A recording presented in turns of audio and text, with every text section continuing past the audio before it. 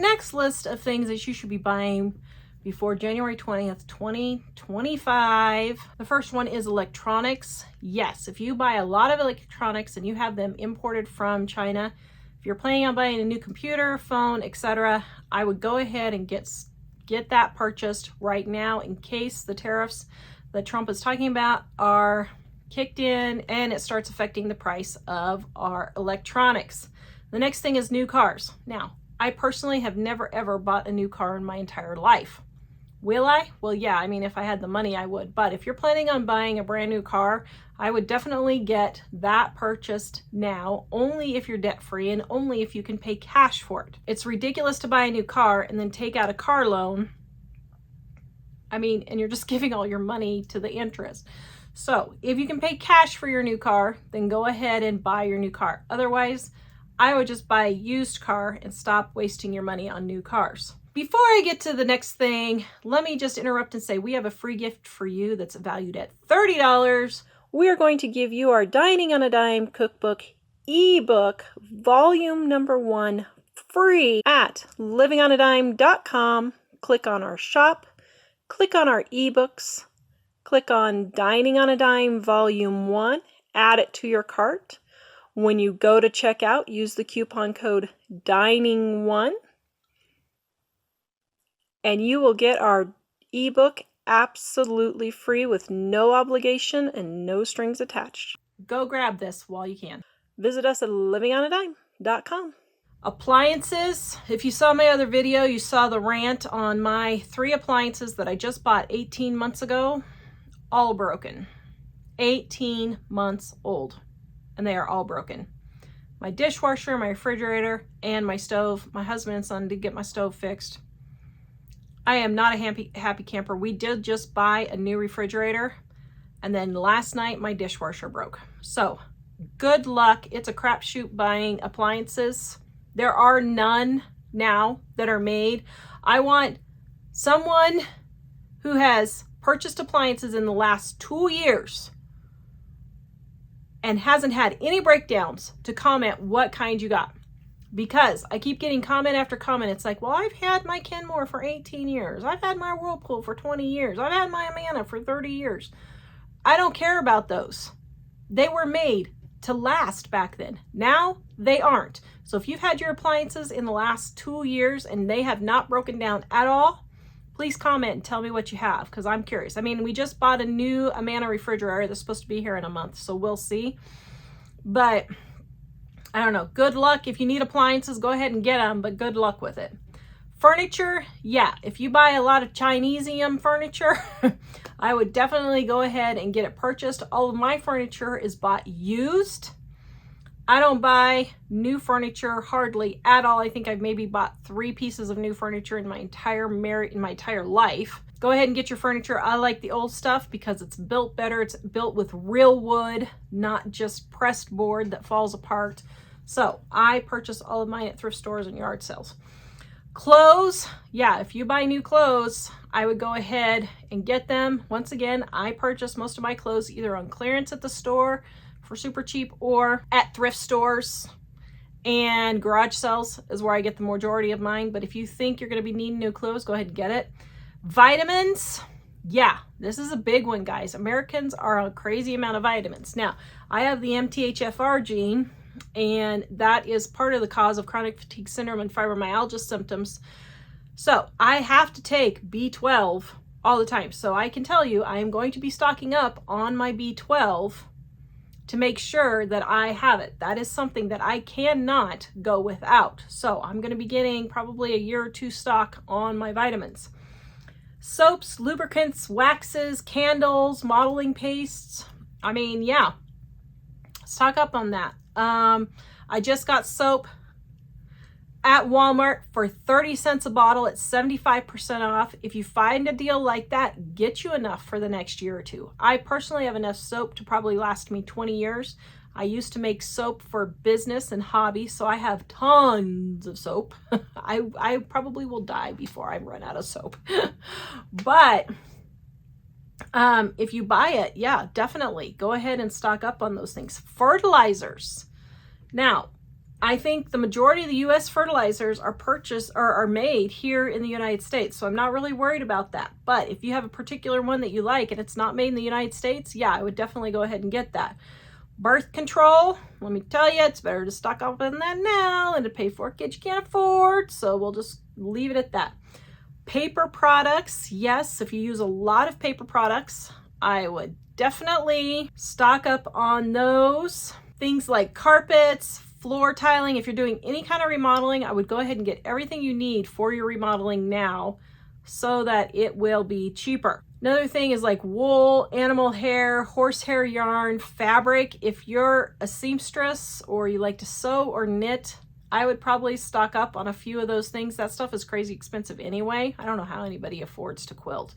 Mom is always talking about how shocked she is when she goes to quilt stores and she sees somebody buying $1,000 worth of material. Listen, part of this is you may just have to cut back on things if prices do go up. Do I think they're going to go up? No, I really don't think it's going to matter. I think that if he does put tariffs on those things and those prices go up, I think in other areas like drilling for oil are going to cut down our gas prices so much that it will negate the cost of the tariffs. You know, I mean, that's my personal opinion. I don't know what's going to happen. I do know that Trump has proven that prices were lower when Trump was in office. Biden has proven that when the Democrats are in control, their prices are higher. That's just facts. I'm optimistic that things are going to be cheaper, but, you know, I don't know for sure. Maybe they will, maybe they won't. I do know that Americans need to get some perspective. In one of my other videos, I talked about a lady who had $200,000 in student loans and is paying $600 a month because she got her PhD. She can't figure this out. I'm sorry. This kind of thing makes me so angry. These people should not even be able to get their diploma if they can't even use basic common sense. If you have your PhD and a diploma for this and you can't do basic common sense to figure out that you're spending $600 a month on student loans on the interest alone, just the interest alone, and you're worried about maybe $50 or $100 that your grocery bill is going to go up if the tariffs kick in, doesn't even make sense. You should not be able to get your PhD if you cannot figure this out. I'm sorry. Absolutely ridiculous. Stop worrying about prices going up.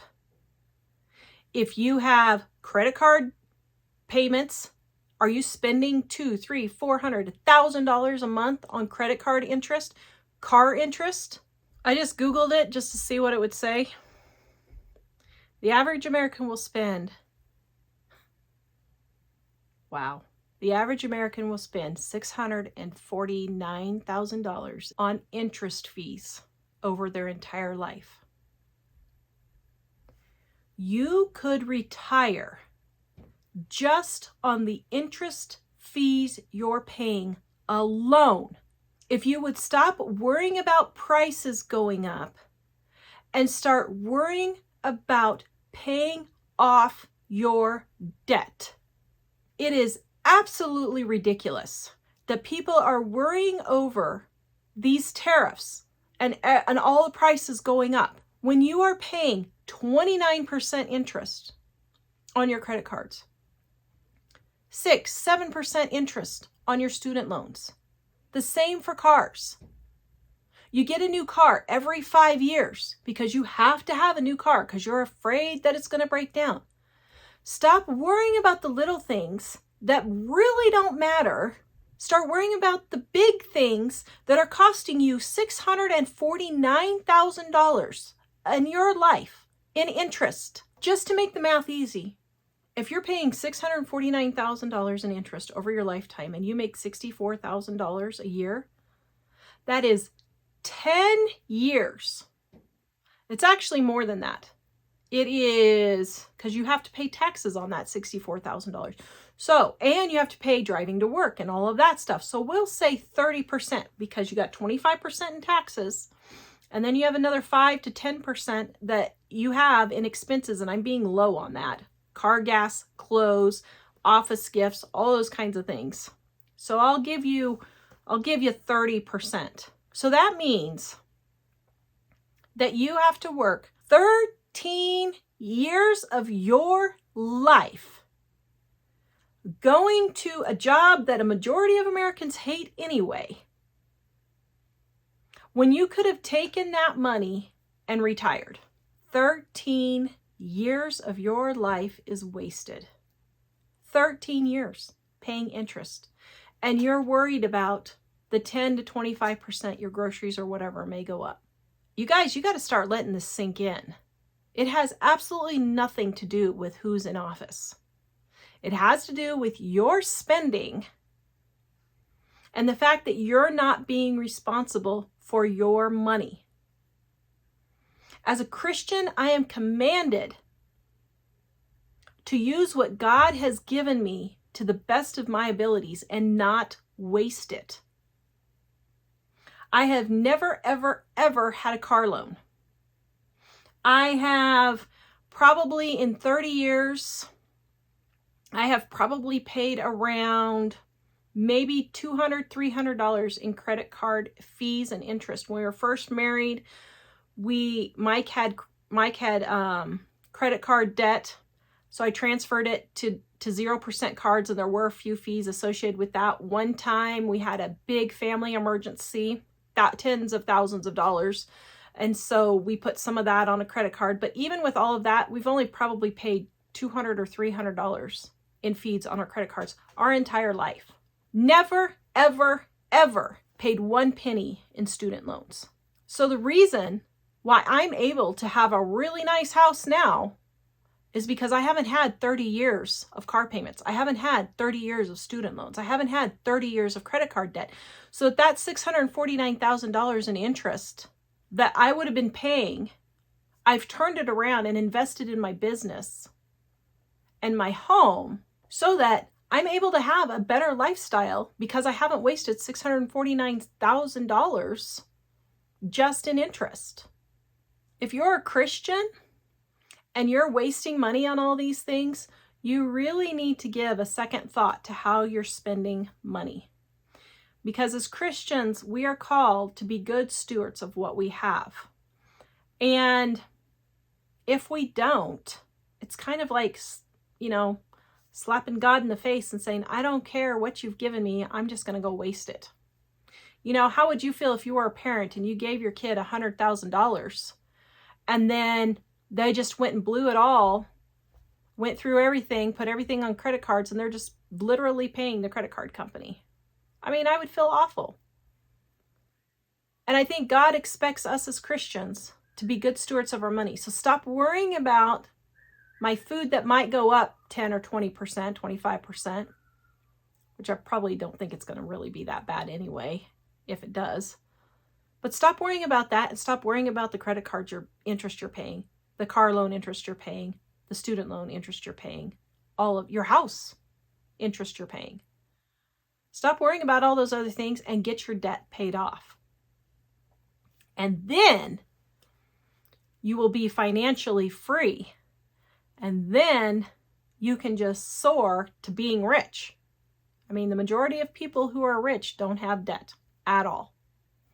So, something to think about. If you guys want more stockpile tips, please go watch this video next. Visit us at livingonadime.com. We'll see you guys next time.